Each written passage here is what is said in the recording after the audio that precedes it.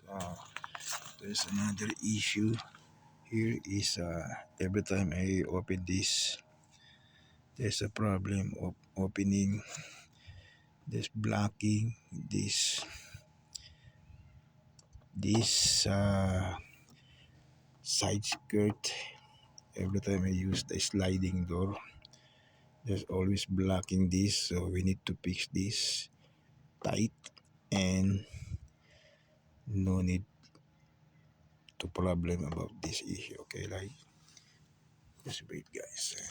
Let me take a new, what kind of tools we need that. Okay.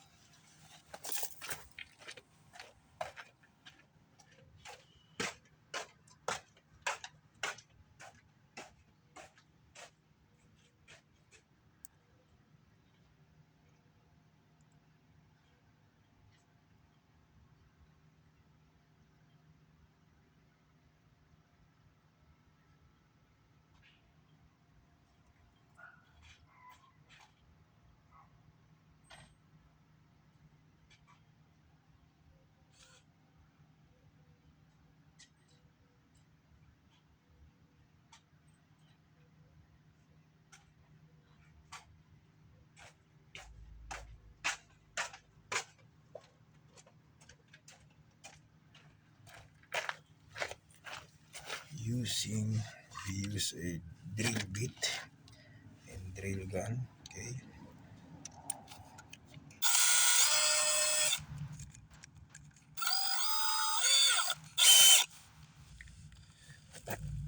So for the best solution, permanent solution, instead waste your money to my amazing tips.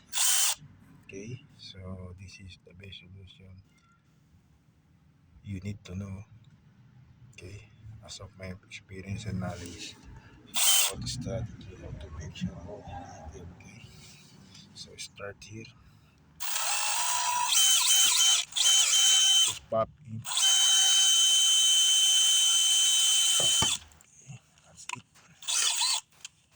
Okay, so you can see the hole. Okay, so we need, oh, it's broken. That's okay. Let's try bits of nut.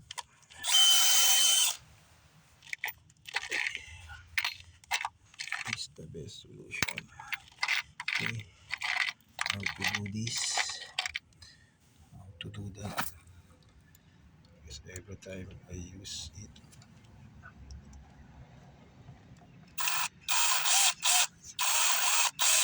pop it,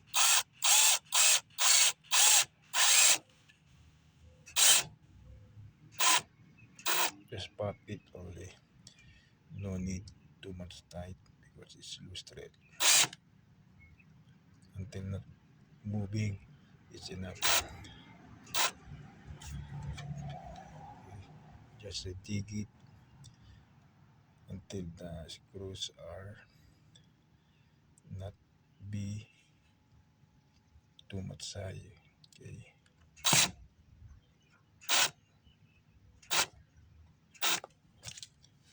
Okay.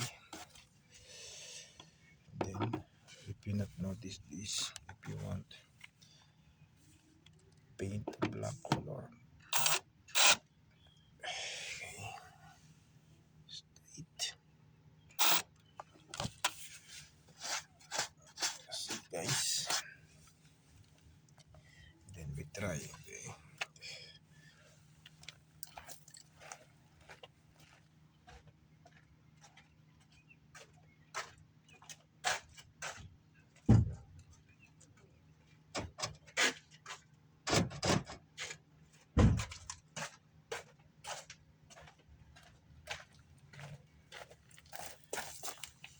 And now we try, guys, how to open easily without hassle or stress. Okay.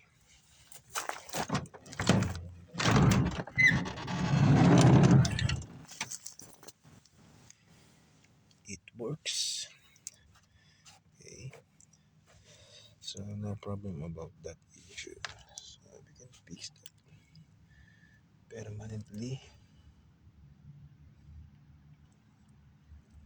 Okay, so just it for now. Easy to open and close.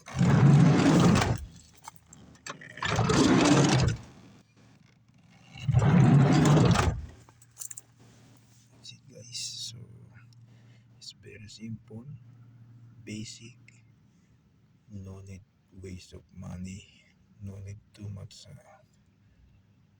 buy any materials things. So for now, that's good. It works. Okay,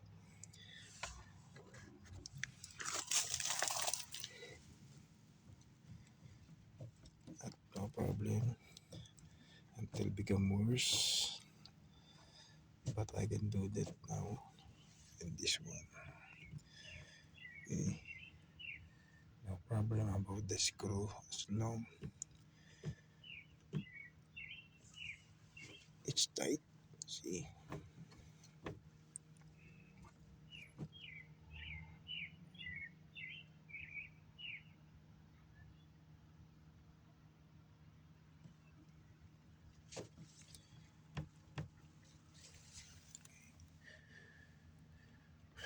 think we need to glue this for now. Pero but as of now, no need this one and this one and this one. Only this is a big problem. So if you open it, no problem.